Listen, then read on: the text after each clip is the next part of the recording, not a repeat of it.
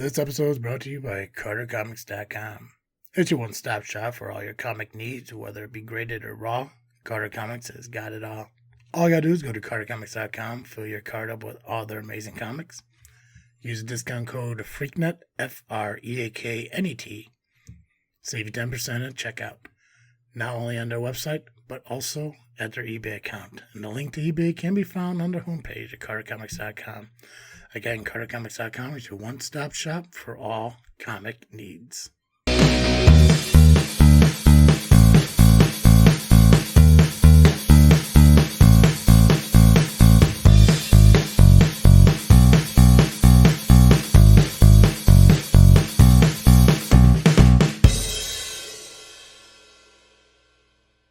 What's up, everybody? I am Travesty. And I'm Cartoon Joe. And welcome back to another episode of this freaking show. It is the weekly podcast with a little bit of something and a whole lot of nothing. And I'm going to tell you right now, as a guy who has a lot of love for his hair, always listen to the person who cuts it. She was right. I was wrong. I don't know if she listens to this show, but Kelly, yes, we should have stopped cutting it when you cut it because, I should have made this short. I don't think it looks bad.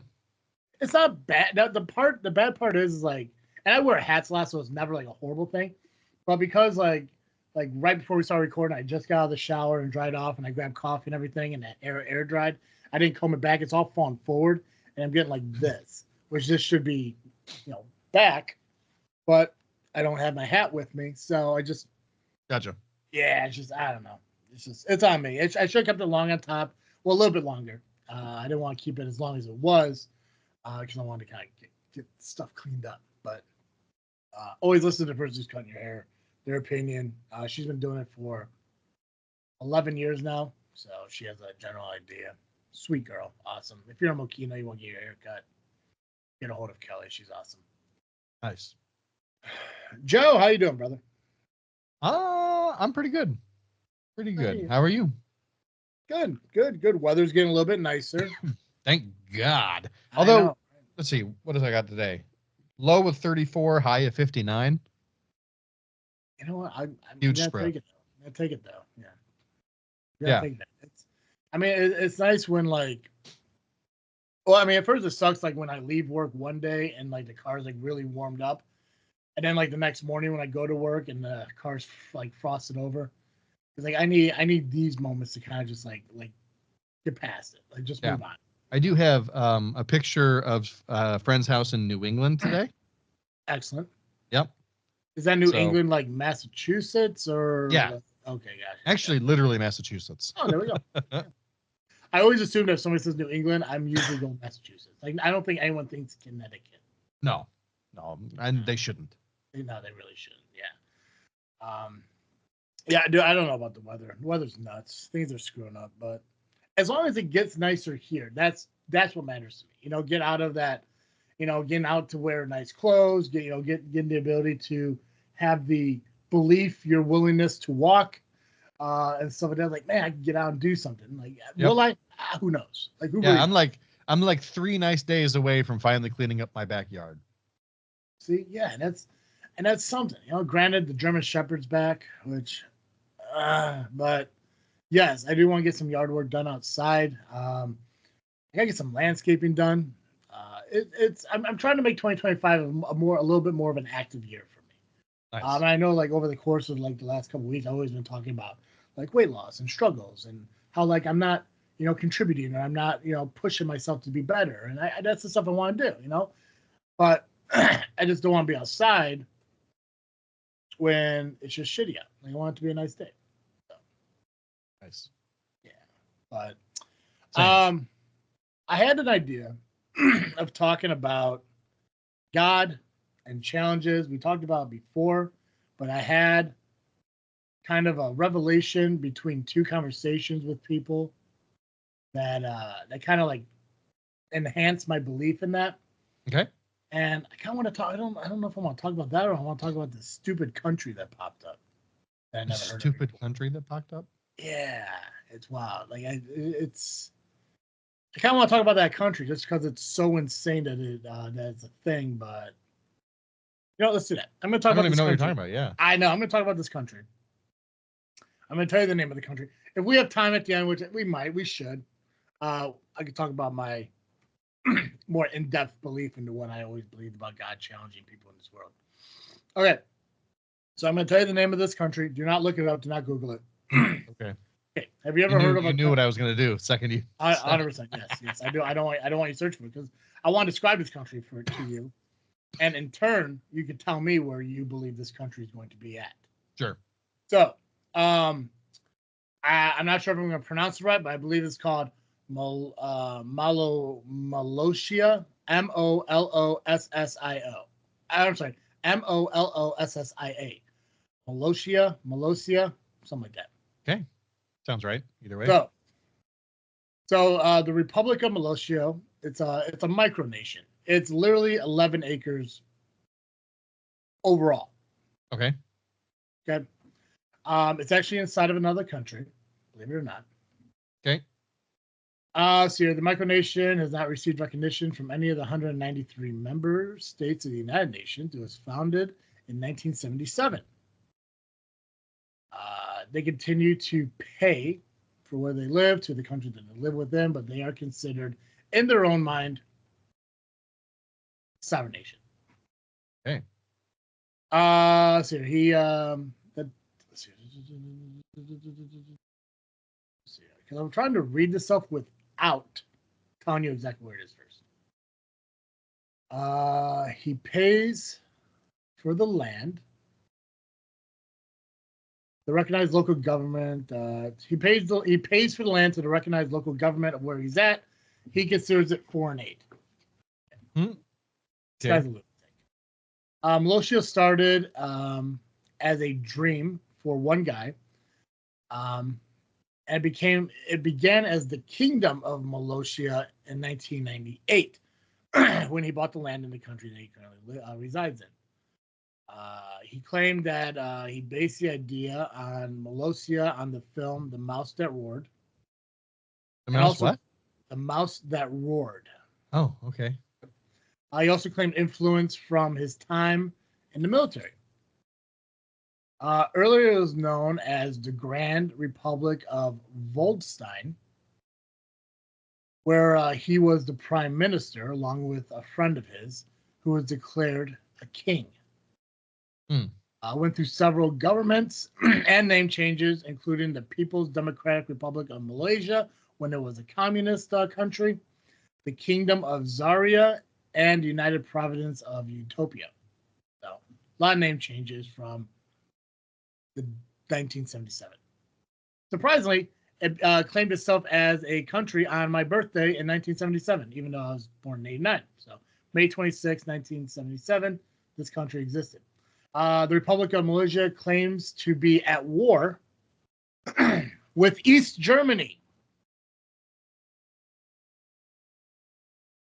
Okay. Yeah. Alleging that they are responsible for military drills performed while stationed in their country. So this guy was at a military base in West Germany. Therefore, they are responsible for his resulting diagnosis of sleep deprivation. So because this guy was in the military, he was in West Germany at the time, and because he was in West Germany and East Germany was doing a lot of drills, he has sleep deprivation. For that, he claims war against East Germany, even though East Germany hasn't existed since 1990. Right. Let's see here.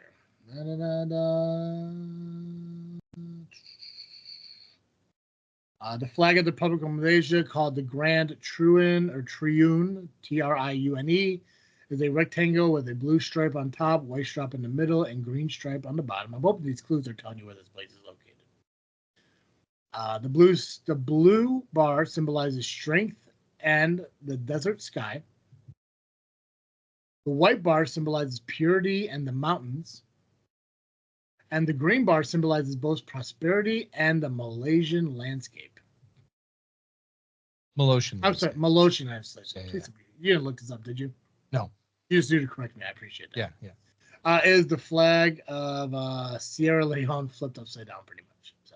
That's hilarious.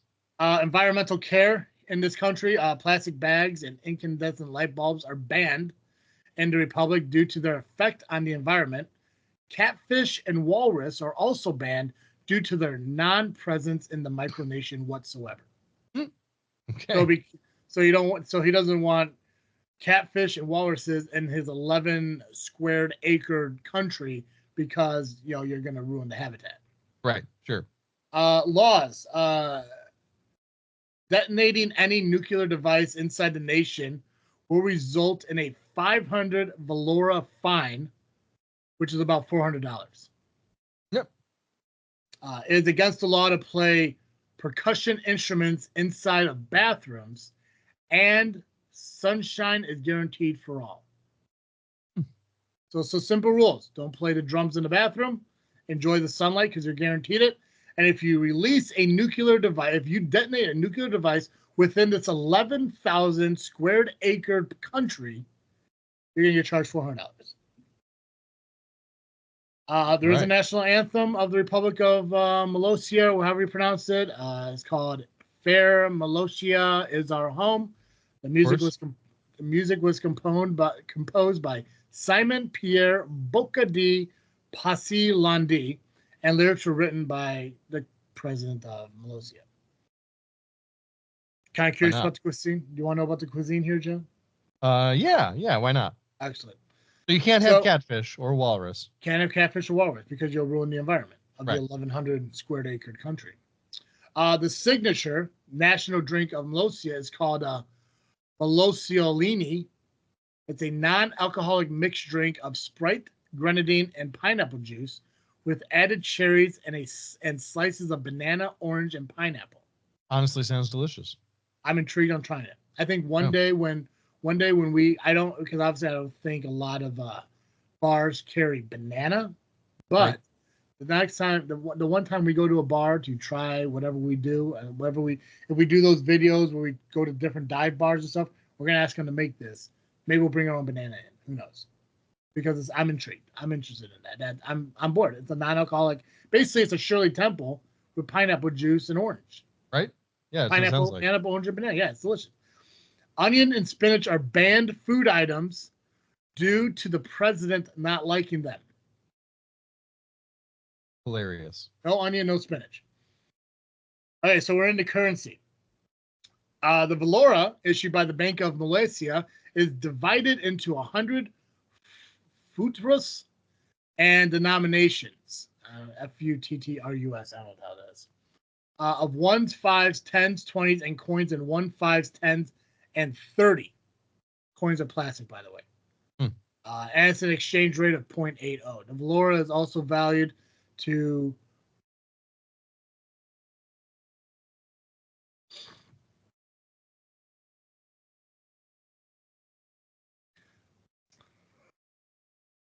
okay. Okay, so you know how your American currency is backed by gold? Yeah. Their currency is backed by chocolate chip cookie dough. Awesome. A 30-ounce tub of cookie dough equals about 5 Valora. And not only that, it is Pillsbury's chocolate chip cookie dough. Awesome. Let's see here. In 2010, the Republic of Malaysia was featured on a featured-length special by Channel Awesome called Kick Asia. With the president playing a fictional version of himself in the film, the Republic undergoes an invasion by the nostalgic critic and his posse of reviewers who briefly took over Malaysia with a dictatorship, Kick Asia, before being ousted. The official website for the Republic of Malaysia treats the event of the film as factual. All right. Yeah. I've heard of this place, but I can't remember where it's at. I feel very confident that it's within America. I think it's in New Mexico or Nevada, but I'm not sure. It is Nevada. It is inside Nevada. There's another Wikipedia, which is not called Wikipedia. It's called Kick ass. Yeah. It lists so much more than what I read to you. It's insane. Oh, I 1000% believe that. There's been a lot of great like pop culture stuff. Like I think Family Guy did a whole bit, like a whole episode where Peter Pretoria. Yeah, Um, yeah. yeah. When he was that dude, that's the episode I quote the most to people. Whenever like somebody says like I'm going on duty, I'm going off duty, or that it's my solemn duty, blah blah. I'm like duty because he's building a pool in the back, and That's right. he's like okay everyone like just remember no one's allowed in the pool unless there's a lifeguard on duty, and he goes duty diarrhea, and then Lois comes out with and Peter's like hey Lois diarrhea. Peter, stop! I'm carrying iced tea, and I think he strikes like oil or something, and then he finds out, yeah, he actually isn't part of Quahog. He's his own thing. Oh, that's right. So it's on. But it just goes to show that one simple guy who decides, hey, I'm going to own 11 acres in Nevada. You know what? I want to be in my own country. And the fact is, it's not recognized by anything. No. It's just this guy calling himself this country. But the fact that there's a Wikipedia about it, that there's facts about it, he has his own currency. The thing is that to travel here, obviously you have to get permission because it is considered private property by the United States. Sure. You can only visit it for 3 hours, which based on everything, you only need like an hour to visit the whole thing. Right. You can get your passport stamped. You don't need to, though. It's not required. And I want to try to find this other like T-Mood wiki. Oh wait, no, it's not Travel Nevada. It's like Wiki Travel or something. It's insane because they have more stuff listed about it. It's called Wiki Travel. No, I can't find it. Oh, there it is. Wiki Voyage. Boom, found it. Perfect. All right, this is a one-person self-proclaimed micronation not recognized by the United Nations or the United States of America. The language spoken in Malaysia, whatever it is English and Esperanto. Excellent. You're required. Now, here's the thing. So, entry requirements. You're required to make a reservation in advance. Here's the thing. If we ever make it to Nevada doing these cemetery vlogs, this is on the bucket list of things we got to do. Yeah. You are required to make a reservation in advance. The president sets specific dates for entry into the micronation. Slots are available approximately once per month during tourist season, April through October. If you would like to come on one of the upcoming dates, send an email to, and here's goes for folks if you want to go, mininfo, so MININFO at MOLOSSIA.org. So mininfo at Malaysia.org. With the number of people in your party, those wishing to visit can only stay a minimum of 3 hours, and 1 hour is plenty of time to see the sights. At the front gate, there will be a mini embassy called the Custom House and the Micronation's Red Square. The passport can be stamped, but is not mandatory for entry.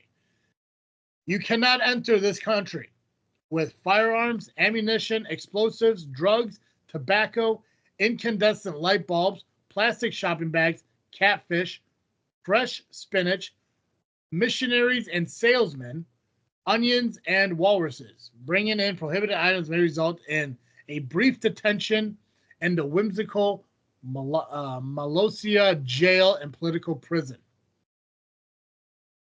All right. Some of the things you could see. So obviously, when you first get there, there's the government house. There's the Republic Square that's going to be settled in.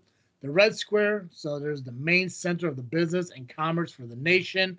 In the Red Square, you're going to find the office of the president. You're going to find water tower, a time capsule marker, a peace pole, which is May Peace Prevail on Earth, written vertically in 8 languages: English, Spanish, Italy, German, Chinese, Russia, Cherokee, and of course, Esperanto. I would say you better have Esperanto on there. Gotta have Esperanto.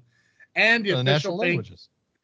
And the official bank of Malaysia, which is it sells Valora banknotes and coins and serves as a repository of cookie dough, which serves as back Malaysia's currency. Nice.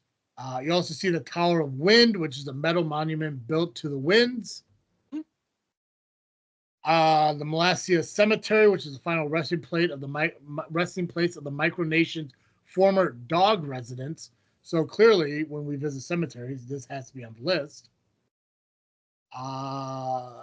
Also, there's a friendship gateway. Malosia's friendship gateway is dedicated to openness, inclusiveness, and amenity between people. Just as long as you're not willing to bring in spinach, onion, fish, and walrus, and Right. send off nuclear bombs in your 11-acre property. The Back 40 National Park, Malaysia's second. Good. I think I got sneeze again. Malaysia's second national park established in 2003 and preserving the nation's natural desert and landscape, reachable by hiking the Trans-Malaysia Interpretive Trail. Excellent. Uh, The there's Dead Dog War. What? I'm on their website. Oh, they gotcha. have a page called the Dead Dog War.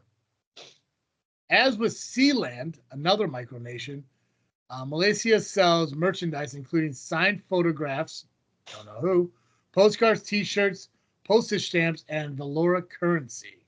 Malaysia Trading Company is located in the Red Square. If you need something to eat, you go to the Tiki Hut Bar and Grill, which is in, again, Red Square. It's open when we're here, closed when we're not. Oh, there you go. Small burger joint with a Polynesian theme serves burgers at $3 to $5 valor, about $2 to $4, with chips and fries, subject to availability. Micronation signature cocktail we mentioned is only $2 valor or $1.60, and they have a lava cake, which is also $2 valor or $1.60. There's no public accommodations on the land, so you can't stay there and sleep.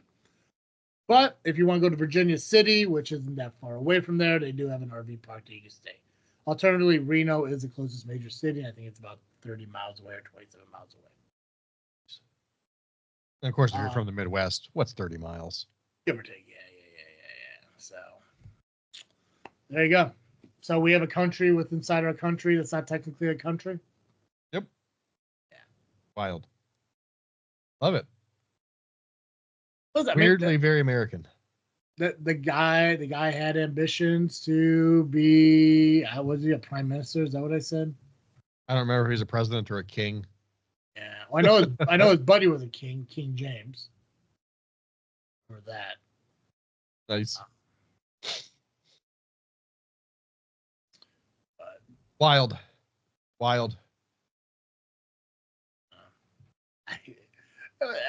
Yeah, honestly, like, I think the closest thing I'd ever considered to something like that was like a family compound. You ever see like videos and stuff on that? Oh, yeah. Like that? I think those are kind of pretty cool. Yes. I'm surprised Sneddons don't have compounds. I don't know, like, collectively, if we can get along with each other that long.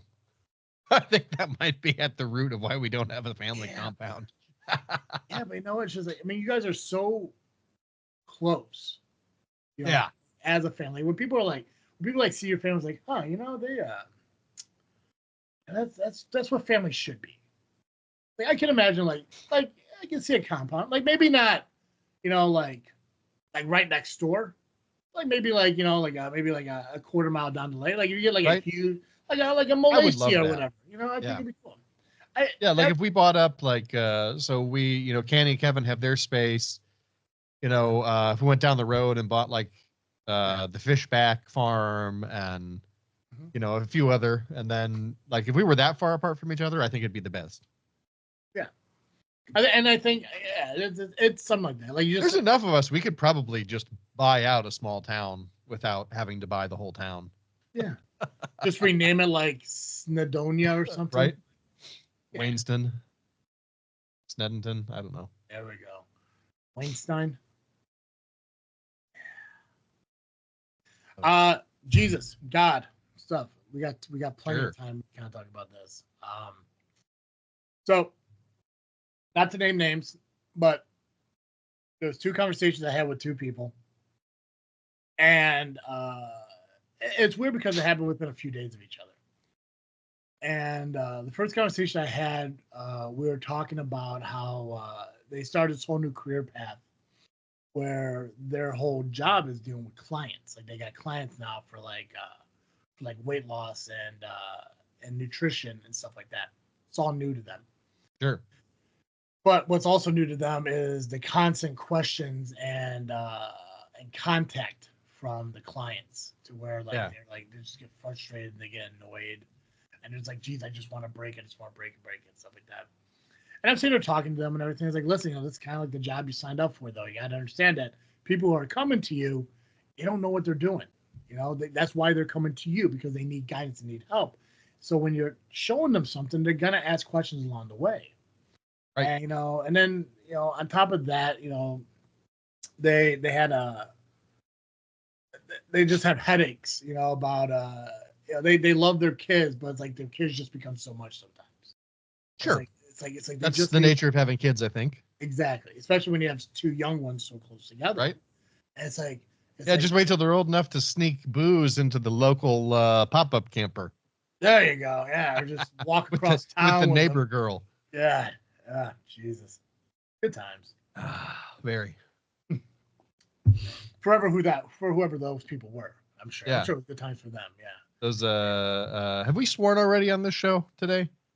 I said shit earlier. All right. So for those shithead teens, whoever they were. Yeah.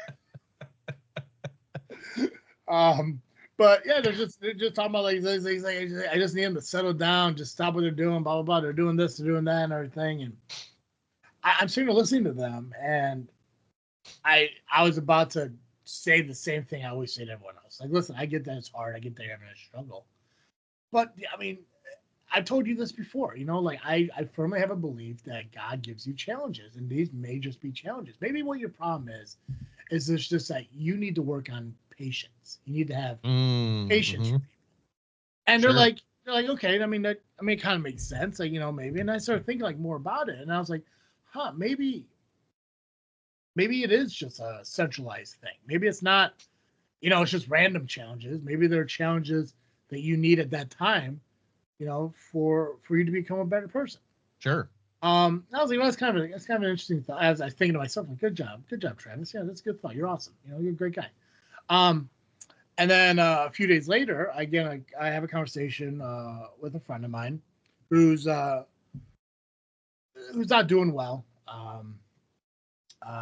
mentally. They're like just a little down. And again, for anyone out there, if you're having problems, if you're struggling with something, reach out to somebody. Don't keep it in, because I'm trying to reach out to this friend of mine for like a day and a half, and we've been talking pretty consistently for like the last month. It was like keeping in touch. They're trying to expand their life and doing some cool stuff, like starting like a career. Like they want to do some some of their own stuff, be self-employed, and like we're talking through it, and I'm giving them like a little bit of advice here and there based on the stuff I know, because they want to do content and stuff. And it's like, okay, cool. So make sure you get social media. You gotta do promotion. You gotta do stuff like that. And but I haven't heard from them in like almost 2 days, which is very unheard of. They're very chatty, and I messaged them like, hey, listen, if you're busy, I apologize. I just haven't heard from you in a while. It just got me a little worried. Just make sure you're okay. They said they're fine. They're just going through some stuff. And I was like, well, I'm sorry to hear that. I'm not going to pry into your life. That's your own personal business. But if you want to talk about it, vent it. I'm here to listen, And they start talking about how they have this husband who, for some reason, they're not together anymore. I mean, the reason they're not together is because he was a bad person. Sure. But he also won't give them a divorce. And it's stupid. It's a stupid thought. In my mind, it's like, if he doesn't want to be with you, why does he want to give you the divorce? Right. Talking to her and seeing some of these text messages and stuff like that, it's pretty obvious that dude has control.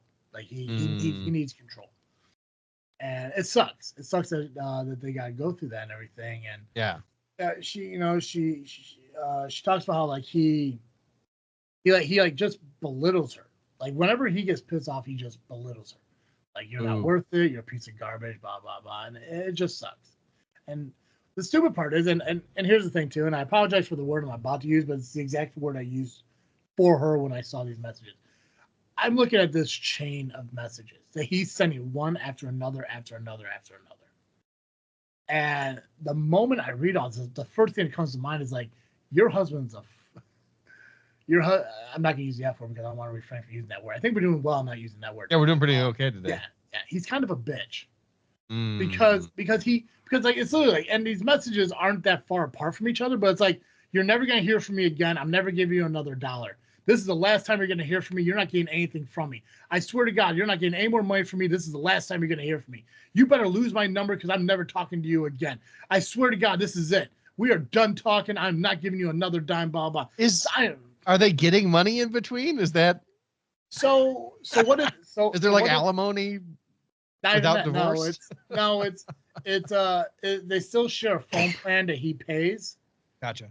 And he pays for something else. I'm not quite exactly sure what it is. It's not a lot of money, but it's enough just to help them get by. Because it's them with their family and stuff, and so they're just doing a little. But I don't know if he's been helping because he feels guilty. But the problem is he holds that over her head. Oh yeah.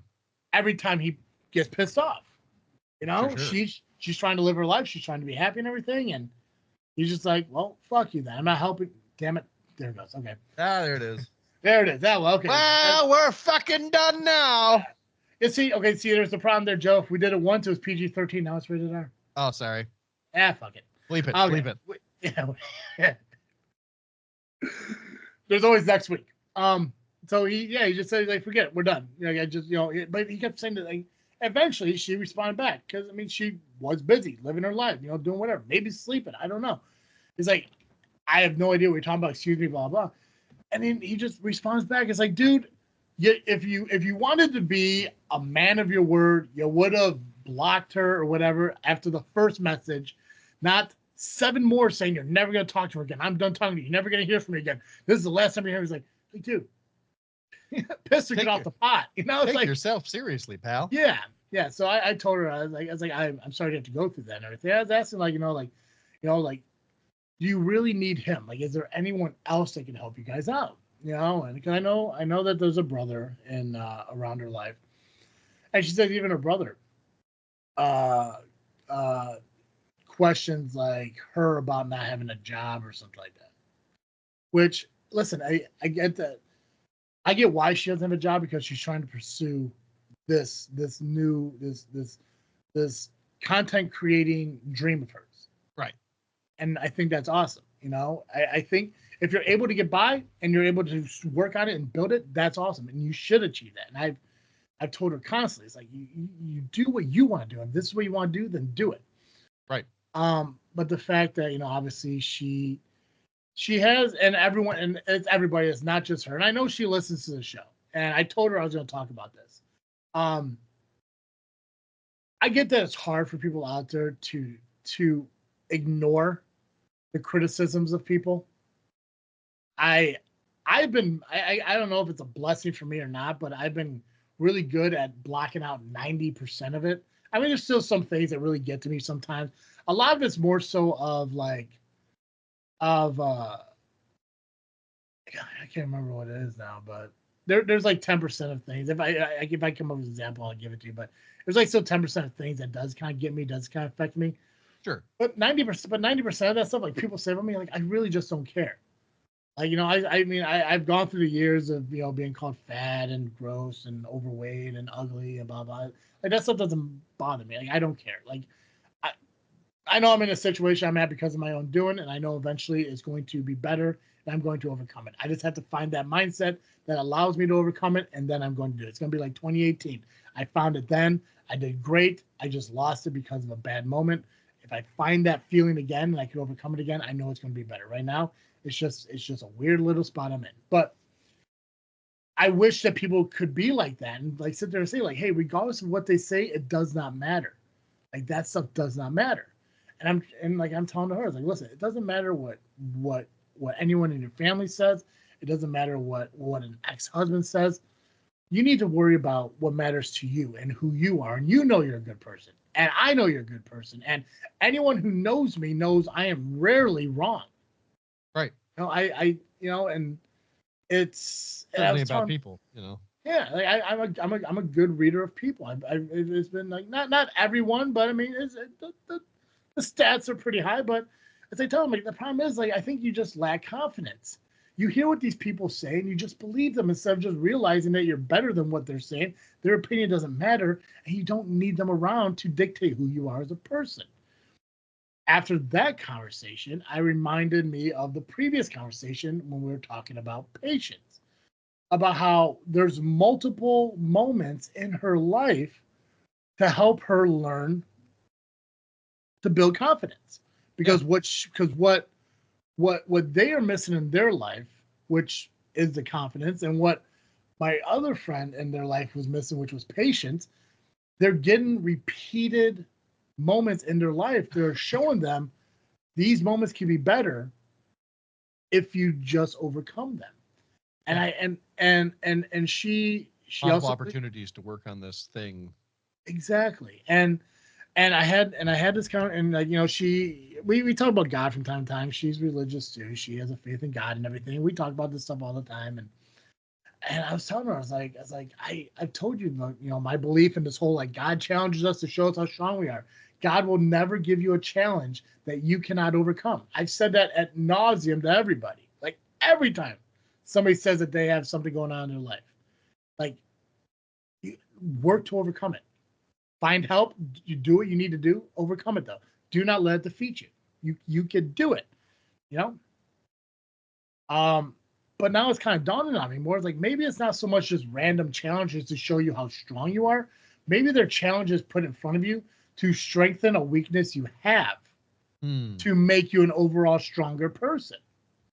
So when it comes to friend A, if she sits there and thinks, okay, let me take a breath, let me take a step back, let me help these people who are asking for help, she might get a better feeling out of it knowing that she's helping these people. Or, okay, I get that my kids are crabby, children are being children. Let's work with them, and let's try to fix the bad habits, and let's reward the good habits, you know, and stuff like that. And maybe in turn that will kind of help, you know, with the tantrums, which will show her patience. And when it comes to friend B, it's like, do not allow an ex-husband who has no reference in your life, what should not reference be part of your life anymore. Just don't believe anything he says, because all he's doing is he's trying to break you down so he can have control over you. I mean, it's obvious, and what in the messages he sent is like he wants that control, and he thinks that you are this weak person that he could do that to. But if you realize the person you are and have that confidence, you can sit there and tell him, I don't need you. I can do it myself. I have who I need to get through what I have. You know what? Tell your family the same thing. Now, if you really believe that I'm that type of person, then we don't need to have a conversation. We don't need to talk. You don't want to be here for me. I don't want to be here for you. Have that confidence, step up to yourself. Do not allow people to dictate who you are as a person. And I think by doing that stuff is going to help build her confidence. And I think that's going to make her, in turn, the best version of herself. So, thinking about all that, I started. These conversations were earlier this week. I can't remember when the conversation I had with the second friend was. It was the 9th, so 3 days ago. So that night, after I said goodnight to them and went to bed, blah blah, I got done messaging, and I laid down and I couldn't fall asleep. So I started thinking about something. I started thinking more and more about this person needs to learn patience. This person needs to learn confidence. What is mine? Like, because I always look at challenges as like they're just challenges. They're not, you know, they're just trying to make me a stronger person, you know. But when it comes to money, I had financial problems. I overcame them. What is my challenge now? Like, is it laziness? Is it overeating? Like what can it be? Right now, I think I'm leaning towards laziness.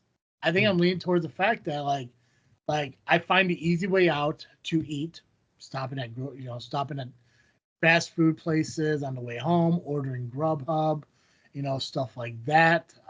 Even though I haven't done it in a while, it's still there. I still have Grubhub on my phone just in case, you know, I don't want to stop at the McDonald's or the Taco Bell or the Dunkin', you know. And granted, like even though if I go to like I go to Dunkin' Donuts and I grab like the chicken wrap with unsweetened iced tea, not the not it's not the worst thing in the world, but it's Oh, definitely food. a healthier option. See, I'm not Yeah. buying donuts and bagels and stuff, but why couldn't I just shred some chicken at home, melt some cheese together, and throw it in a tortilla and Right. And just make have the my own same thing wrap? at home. Yeah. Exactly, because that takes work.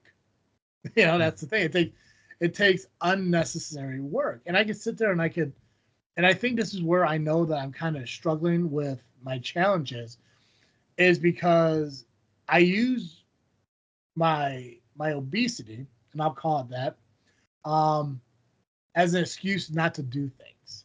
Hmm. Like, well, I can take the garbage out. It is garbage night, but it's only going to be one bag of garbage. And to really walk all the way out to the garbage can and throw it in there and drag it to the curb, I could probably go another week. Mm-hmm. I don't have a lot of garbage. Right. But that's laziness overcoming it. On my way home from work, I could easily get home from work, heat up some macaroni and cheese. I got buffalo tuna, packets of buffalo tuna. I can make some mac and cheese, put the buffalo tuna in there. It's like 300 calories and like 30 or 40 grams of protein. I've had it before for lunch. It's filling. I can get home, make that up. That'd be my dinner. Have some water. I got Crystal Light packets I can mix in there and stuff like that. I got sparkling ice water. Home, mix it up within. By the time I get home, I can eat within 5 minutes, 4 minutes, ready to go. If I didn't want to put tuna in it, I have cans of chili. I can make chili mac real quick. Throw a couple packets of macaroni and cheese together in the microwave, heat it up, throw a can of chili in there, mix it up, throw some hot sauce in there because I still got that Elijah. I can easily do it. Or I can stop, grab a mushroom Swiss burger from Culver's and a large cheese curd with a large Diet root beer. Mm-hmm. Because it's easier than me having to come home and open up a packet and throw the water in it. Right. Throw Well, it in the it's one microwave. step versus 10. Exactly. Yeah. So it's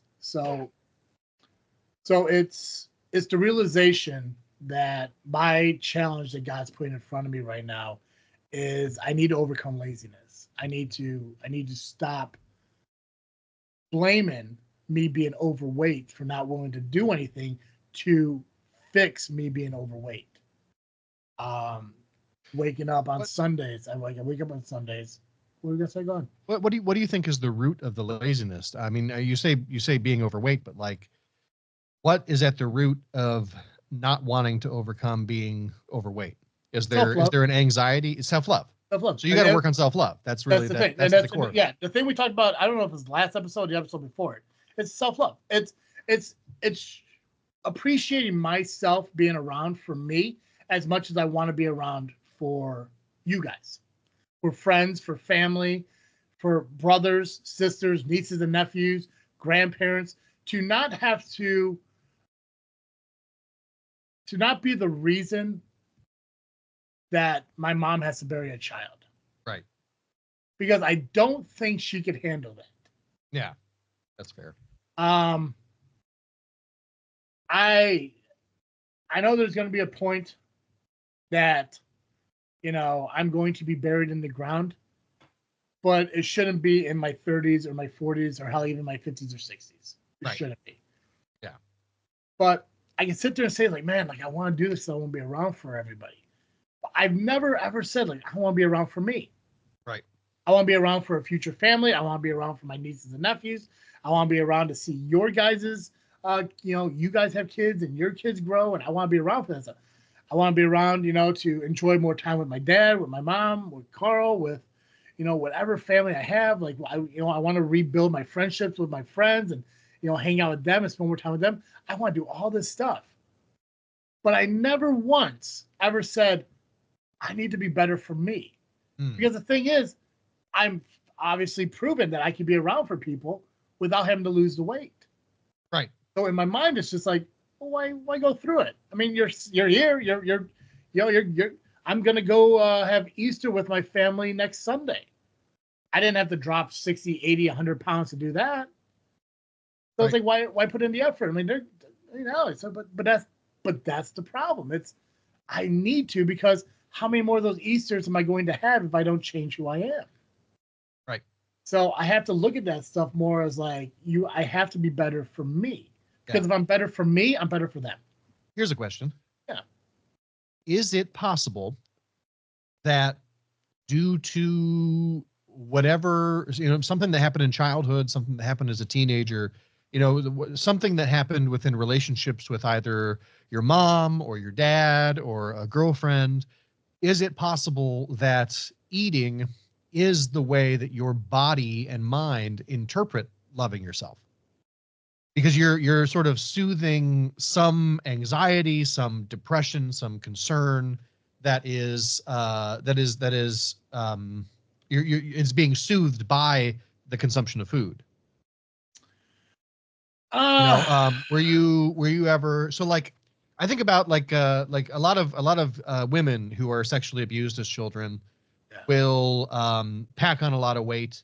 And I'm not saying you were sexually abused. I'm just saying this is like, but they'll overeat and put on a ton of weight so that they can become unattractive to their abuser. And I'm not necessarily saying you were abused either, just in general, but like, it's a response to the adversity that they're going through that causes them to overeat. Do you think that there's something like that could be the case? I had this one belief, and I kind of got away from it, that not now, but before. Sure. So in 2018, when I went on keto and I lost a bunch of weight through January and May, and I started dating somebody in February, and then at the end of May we broke up, and that's when we went on the big hiatus from the show because I didn't want to do it. I gave up dieting because I didn't care. There was a moment at that point where I was like, you know what? If they don't want to be with me, I'll give them a reason not to want to be with me, and I just ate because I didn't care. It's like clearly losing the weight didn't help me keep a girlfriend, and I know I did nothing right. And like there's a good chance that if anyone went to go find this girl and asked her, why did you and Travis break up? There is no justified answer that she could give that makes me think like I'm a horrible person. Because the only reason we broke up is because I asked her to honor a commitment she made 3 weeks out. And because of that, she felt I was smothering her and she dumped me. I have no ill will towards her. She is a wonderful person.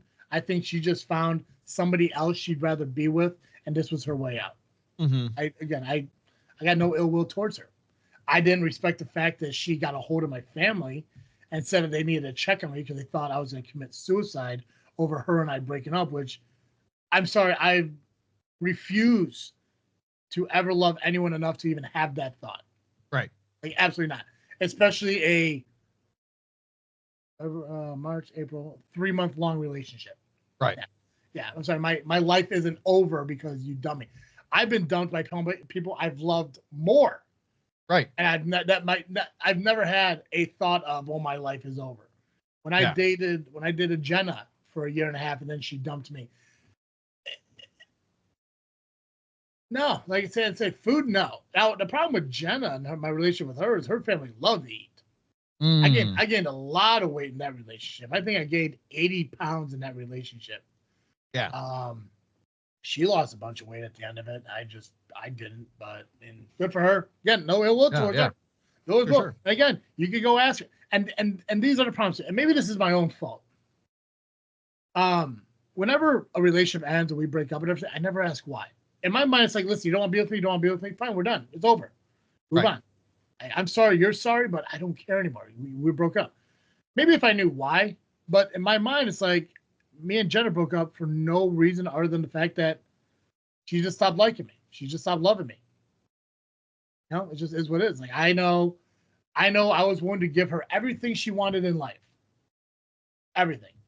I was always there. I was there through a lot of tough times in her life. Yep. And one day it just ended over a voicemail. Horrible way to break up with somebody. Yeah. Crystal broke up with me over a text. Horrible way to break up with somebody. Grow up and break up with me in person. Nobody's ever done that. Insane. Yeah. If I've broken up with only 2 people in my entire life, and both of them were in person because out of respect to them, they deserved that. You know? Right. But it was just it was either a mutual understanding that they couldn't commit time, or there just wasn't those feelings there, and it was like a 2-weekend or 3-weekend relationship. Like, I'm just not feeling it. But I after like Crystal and everything, and like I was like, well, fuck, I'll just be fat. Like, it doesn't matter. Like, if they don't want to be open, I'll give them a reason. After a while, I'll just say I don't. Right now, I don't think I'm eating just because I want just to be fat. And like you said, I was never assaulted when I was a kid. Right. Well, I don't think anyone wants to be fat necessarily. No. That's the thing is, I mean, like, kings did because it showed that they ate well. I'm not a fucking king, Right, So, yeah. so my problem, So my problem is just like, I really honestly just enjoy food, 100%. Sure. And I know that, especially like nowadays, if I ate now, and just did some exercise and working out, I could lose the weight. Oh yeah, for sure. It's like because I don't overeat, and when I do eat, like, I eat more moderately. I eat a little bit more balanced now and everything. And if I just incorporated walking or more activity and stuff like that, I could definitely lose the weight. So right. It's just there's just levels to it now. And tomorrow, which actually will be my freaking thinking, but I'm gonna do my freaking thinking real quick. Sure. So tomorrow, me and Ashley are going to church tomorrow. Oh, nice. Ashley wanted to start going to church, so we're gonna go to a church. So I want to start doing. That was one of the things I said, okay, I need to start doing. I need to start going back to church on Sundays. So we're gonna do that tomorrow, and we're gonna go to a church. It's a different church. It's not the church I go to, but it's one that she wants to go back to because she feels comfortable in it. And I was like, that's fine. But if we go to that one, I want to go to my church on each Sunday. And she said, fine, deal. So I'm going to start going back to church, which is one step into this whole new lifestyle that I want to start adapting. The DDP yoga, which it's been a struggle to do it, but I've been doing it moderately. Nice. Better than me. But it's just obviously it's hard because, I mean, like, the last time I did it, my breathing was better, and I was a little more limber and stuff. So, I mean, it's obviously the whole point of the beginners, it's just starting fresh. So, but yeah. I did it like once or twice. I did it like once a week, then I did it twice in a week, and I did it once in a weekend. So I'm just starting fresh all over again on Monday. I'm going to do it on Monday evenings. I just got new medication from my doctor to help with the drowsiness of the day. I took it for the first time yesterday, and it actually, I don't know if it's just a placebo effect of me thinking it's working, or it actually did work, but I wasn't tired throughout the entire day, which was awesome. I gotta get checked on my testosterone because it's been 3 months since I got last checked.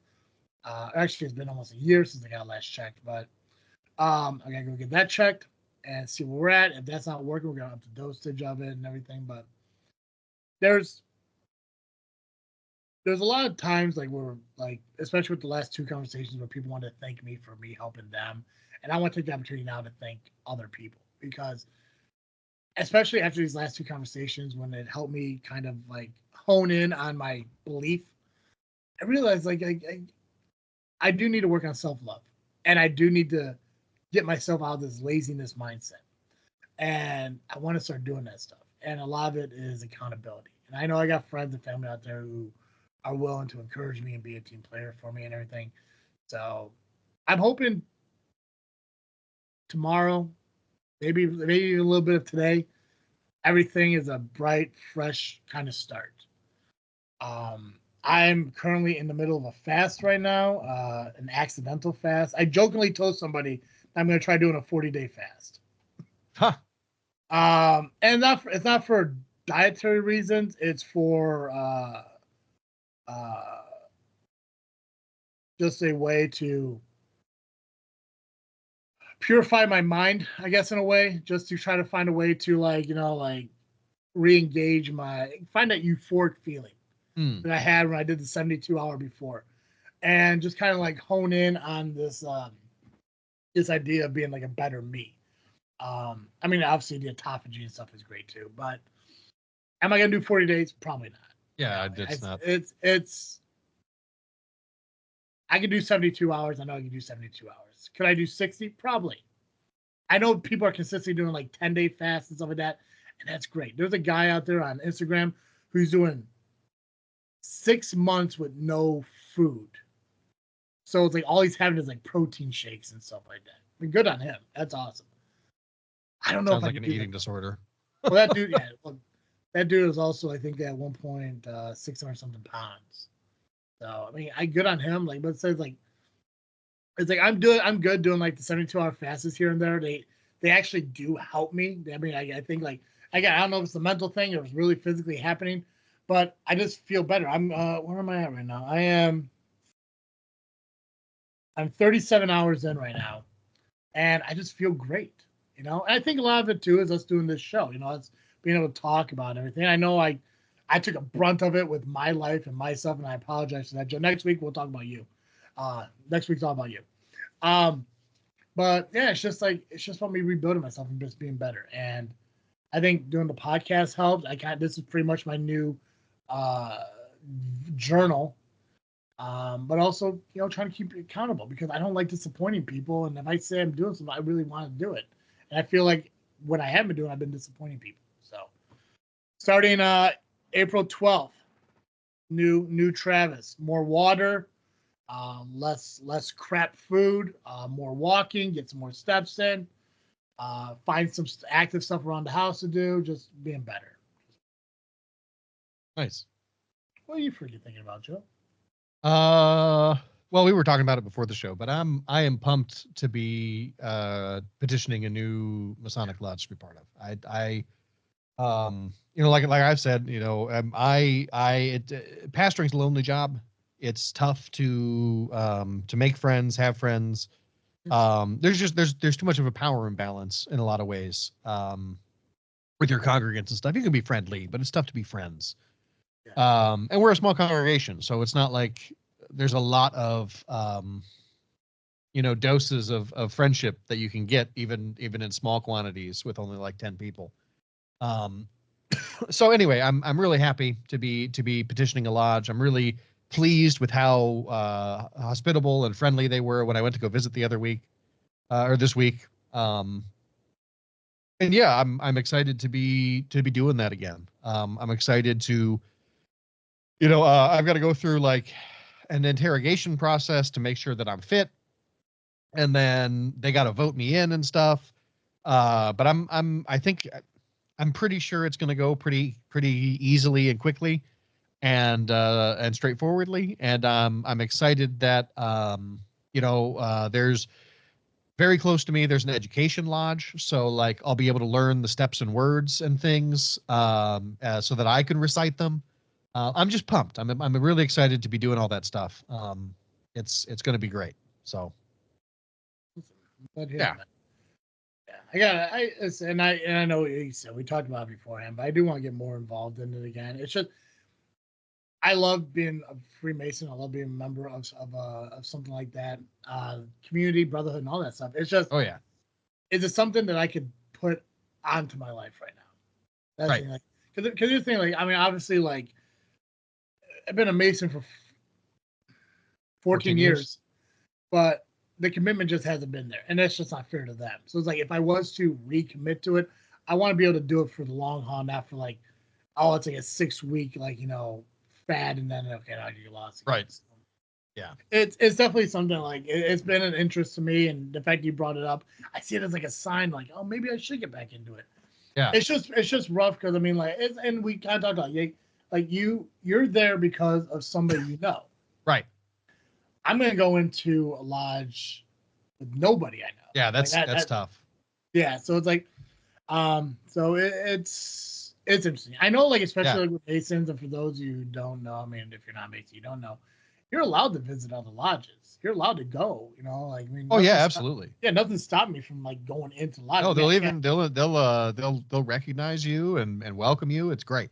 yeah, yeah. So maybe I'll go visit one day, and just see how it is. And like, if I to me, I think it's kind of like with church. If I walk in and I feel right about it, then maybe I move forward with it. But I think it has to be more of a feeling thing. Yeah. So, How I don't have a good grasp of the geography down there. How close is like Manhattan to Mantino? Manhattan to Mantino or Manhattan to Peatown? To Mantino. Drive time probably like 25, 30 minutes. Gotcha. See, I mean, I don't know if it's a good idea or not, but like reach out to Josh or David and see if they'd like to join you. That way you don't have to do it on your own. Oh, that's true. Yeah. Are they in Manhattan? Josh is. Oh, shit. Okay. Yeah, I actually don't know where Danny and David are now. They were at Homewood, but I know they've just moved. Oh, did they? Okay. Yep. I'll have to find out. Yeah, get that. Yeah, And but I know, especially with Josh's, Josh has got some political ambitions. He ran in the county clerk race on I saw April that. 1st. Yeah. I saw that. I saw a picture of him with was it Brent Booker? What's I can't Cory remember his Booker. name. Cory Booker. Who's Brent Rooker? I don't know. Oh, name though. Yeah, that was back when he was lobbying for the farm bill, like 2 or 3 years ago. Oh, okay, gotcha. Okay, I thought that was current. Okay, well, good for him. That's awesome. Yeah, but you yeah. know, the Masons are really good for political connections and things, and so that might be it might be something that Josh is really open to, and yeah, it might help you get there. Yeah, I'll have to look into that. Yeah, because I said it's definitely something I want to consider a lot more often. It's just I gotta just if I'm going to do it, I gotta do it. That's the thing. I don't want to waste anybody's time by saying like, "Hey, let's let's Right. get him in, let's I hear welcome ya. him in." All of a sudden, like, got 6 weeks, it's like, "Oh, you're not coming around anymore," and it's like, yeah, I don't want to disrespect anybody like that. So Yeah, I hear that. But So, again, but yeah, but for me, I got no choice. The loneliness is literally killing me. I have got almost no motivation to get up and exercise. I've got it's very difficult to motivate myself to get my house clean, to like, you know, and there's I'm in a lot of ways I'm the house spouse because my Maddie is working a full-time job and going to school and has some health issues going on, and so it's very difficult to keep the house clean. It's not very what do I want to say? We don't have a very equal share of things right now, and that's okay because we didn't when I was in school. It was the other way, you know. And so, but I'm alone a lot of the time. In my job, I don't get to interact with a lot of people. You know, I don't even really have coworkers to hang out with like during the day. And so if I don't start making friends and having people to hang out with, it's like I'm not gonna kill myself or anything, but like it will kill me. You know what I mean? And maybe not for a couple of decades, but it's I can already feel how unhealthy my life is because I'm alone all the time. And for me that's very important. You know, some people could be alone and they're fine with that, but for me it physically is painful to be alone. And so it's really nice. It's I need to do something, and this seems to be kind of the path of least resistance. So well, if you ever want to shoot video content, let me know. yeah. Hell yeah, we'll go around. We'll shoot some stuff. I'll give you company, brother. Appreciate it. I was looking real quick, and it looks like this Mantino Masonic Lodge does have a website. You know that there's a Mason podcast? I did not know that, but I believe it. Short Talk Bulletin. Ah, okay. Every month since 1923, the Masonic Service Association has published the Short Talk Bulletin, which was an informative, chatty discussion of some aspects of Freemasonry, symbols, allegories, history, individuals, etc. They are sent to all lodges of the constituent Grand Lodges and are intended to be read in all lodges. Here we are bringing all these jewels of Masonic light to life so that Masonic education may happen wherever brothers are. Nice. And they're like 8 to 10 minutes long. Nice. Oh, that's very doable. Yeah. I don't know what V67N10 is, though. Me either. Oh, volume and number. That makes sense. So volume 96, number 8. Can you see me now? This short talk is taken more remarks made to the annual communication of the Grand Lodge of Kentucky by the visiting GM of Tennessee. 9 minutes, 13 things. Okay, that's pretty cool. So, hey, Joe. Yeah. Every week our listeners catch Cartoon Joe here on this Freakin Show. But if an hour of Cartoon Joe just isn't enough for our listeners, where can they go? If you need more Cartoon Joe, you can find me over the Geekcast Live podcast at violentpress.com. You can also find us on Facebook, iTunes, Spotify, and Twitter by searching Geekcast Live. Perfect. Guys, make sure you follow us on social media, Facebook, Instagram, and Twitter. Just by searching This Freaking Show. Continue to listen to our audio podcast wherever you're picking it up. If it is on Spotify, please subscribe to us and give us a rating. It does help out. And also, if you want to watch our podcast, you can do so over on the Freakin Studios YouTube channel. That's where you can find not only our podcast, but also the videos and stuff that Joe and I put together. And hopefully some future videos, not only with me and Joe, but possibly even Dizzle J. So, yeah, cool. Guys, that's all I got. As always, I am Travesty. I'm Cartoon Joe. And thank you for listening to another episode of This Freaking Show. I'm out.